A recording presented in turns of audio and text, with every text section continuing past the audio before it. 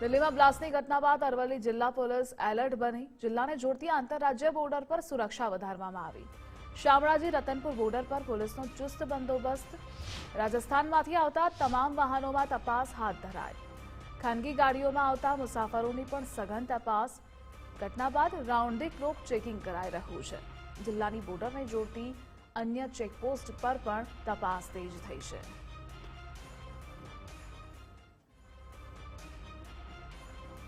દિલ્હીની ઘટના બાદ અરવલ્લી જિલ્લા જે પોલીસ તંત્ર છે તે સતર્ક બન્યું છે। ખાસ કરીને અરવલ્લી જિલ્લાની જે રાજસ્થાનને જોડતી સરહદો છે તે સરહદો ઉપર પોલીસ દ્વારા ચેકિંગ સઘન બનાવવામાં આવ્યું છે। બંદોબસ્ત પણ ચુસ્તપણે ગોઠવી દેવામાં આવ્યો છે। હાલ અત્યારે આપણે રતનપુર બોર્ડર ખાતે છીએ। દ્રશ્યોમાં આપ જોઈ શકો છો કે જે રતનપુર પોલીસ છે તેના દ્વારા જે રાજસ્થાનમાંથી ગુજરાતમાં જે પ્રવેશતા નાના મોટા જે વાહનો છે તે વાહનોની સઘન તપાસ કરવામાં આવી રહી છે। વાહનોમાં ભરેલા માલ સામાન તેમજ અંદર બેઠેલા જે મુસાફરો છે તે મુસાફરોની હાલ તપાસ કરવામાં આવી છે। ખાસ કરીને જે દિલ્હીની ઘટના બની છે ત્યારબાદ સમગ્ર રાજ્યમાં એલર્ટ છે, ત્યારે અરવલ્લી જિલ્લા પોલીસ પણ સતર્ક બની છે।